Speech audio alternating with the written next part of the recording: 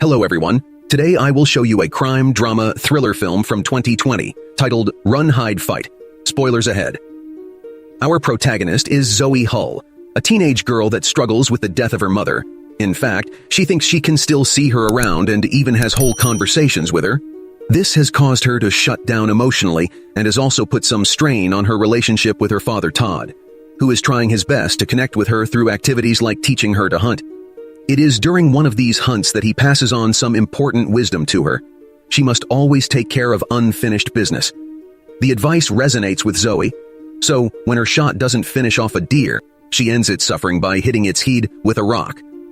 After returning from their little hunting trip, Todd tells Zoe that maybe they should see a therapist again because Zoe is cutting herself off from everything she cares about.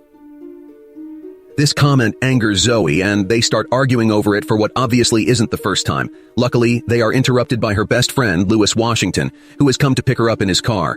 On their way to school, they exchange insults with some bullies in another car. They also notice their classmate, Chris Jellick, planting a strange device in the middle of an open field, but they think it is just a prank.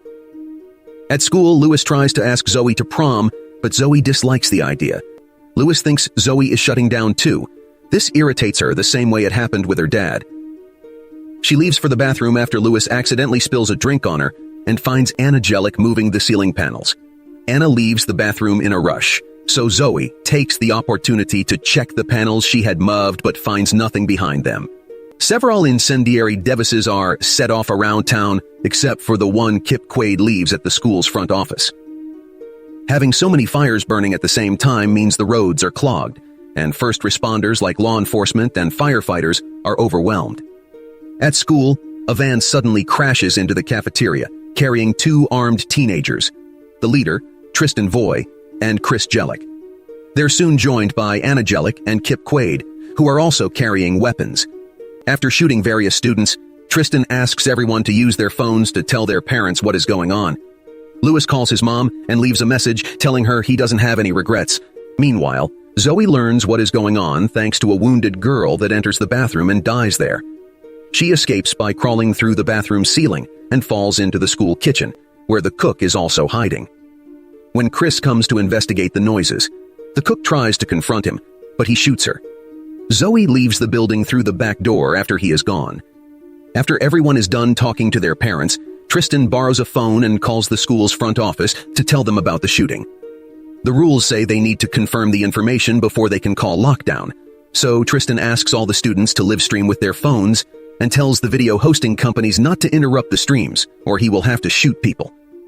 As he starts giving a speech about entropy and truth, the school's principal and security guard arrive at the cafeteria to get their confirmation. The principal tries to talk Tristan down by apologizing for not listening to him before, but Chris shoots him while allowing the guard to escape. Tristan asks everyone to turn off their recordings except for the one with the most viewers, which happens to be Lewis and his streaming on the school's social page.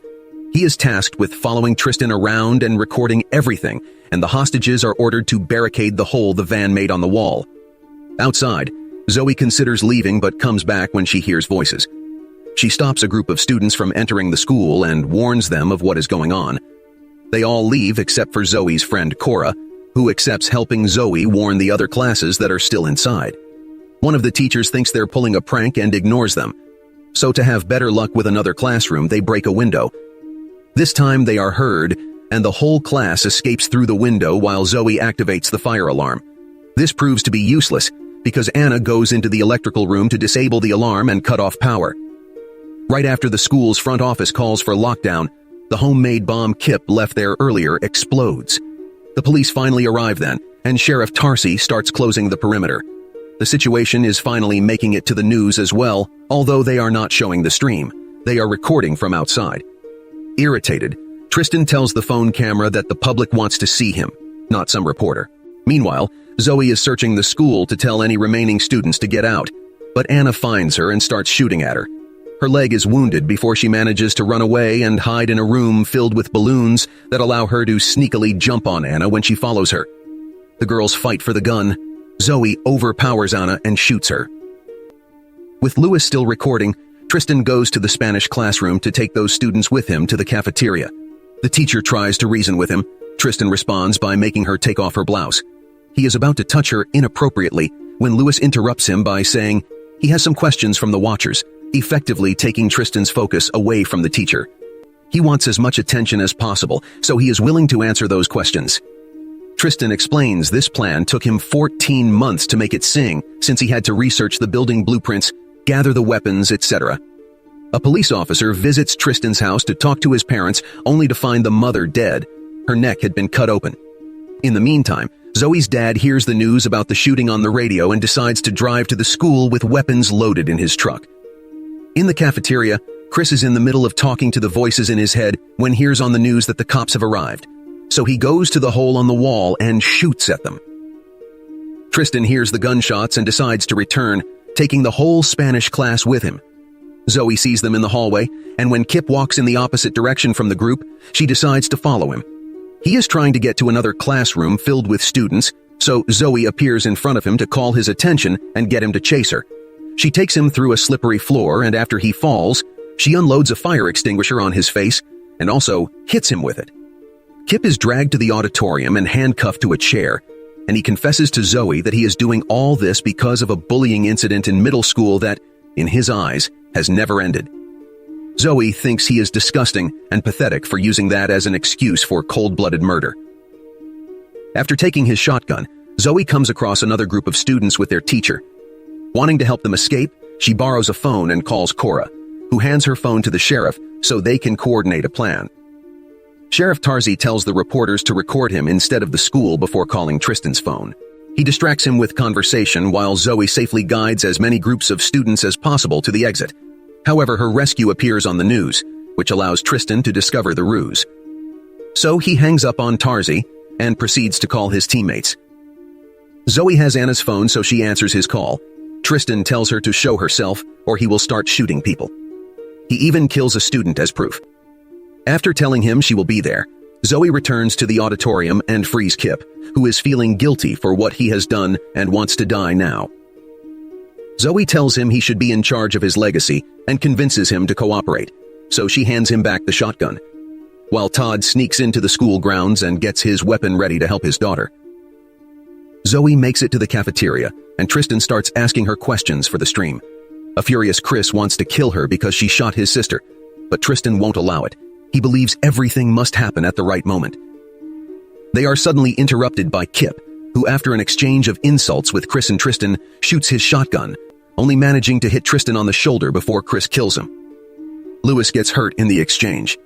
Zoe and Lewis take advantage of the distraction to escape. Chris goes after them.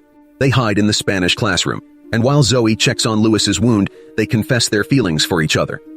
Lewis also informs her of some explosives hidden in the van, so Zoe leaves the classroom to check on it, allowing Chris to find her and chase her again. Zoe enters the science classroom this time and opens all the burners, starting a fire when Chris tries to come closer. Her attempt at escaping does not work, however, because Chris still manages to catch her. He smashes her head against a glass cabinet, then punches her a couple of times before throwing her to the ground. When he is about to kill her, Todd shoots from his spot outside and kills him instead. The police approach him as soon as they hear the gunshot, and Zoe can do nothing but watch through the window how they arrest and take her father away. Afterward, Zoe grabs Chris's gun and makes her way back to the cafeteria, only pausing to retrieve Lewis's phone when she finds it on the floor in a hallway.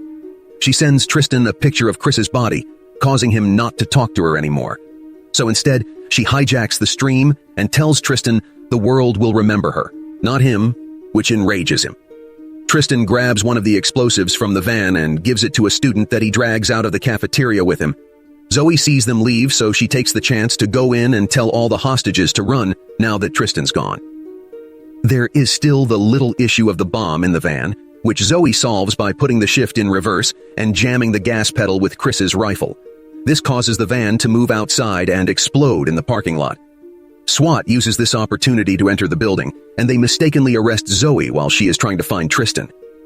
An explosion coming from the next room reveals Tristan's body, and while the SWAT takes care of it, Zoe sees her mother, who tells her she loves her and wishes her goodbye before disappearing for good as Zoe cries her heart out.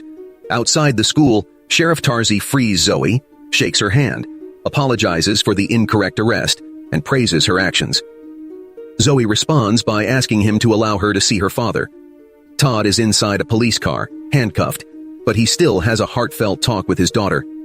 They repair their relationship and reassure each other of how important they are in their lives. After making sure Lewis is fine, Zoe notices Tristan sneaking out of the school. He had faked his death by changing his clothes with the other student, so cops would initially think the burned body was his. She recovers Todd's rifle and follows Tristan into the woods, where he is getting some money and a passport out of a box he had hidden under a bridge as part of the plan. Zoe does not hesitate to shoot him from afar, then comes closer, noticing the shot was not enough to kill him. She mentions the advice on unfinished business her dad had given her while hunting and picks up a big rock to finish Tristan off. Yet when she brings it down, she does not hit his head. She drops the rock in the river instead. Zoe decides to leave him there to die because, unlike an animal, suffering is what he deserves. Subscribe for more videos like this, turn on the notification, and leave a like to help the channel out. Thanks for watching.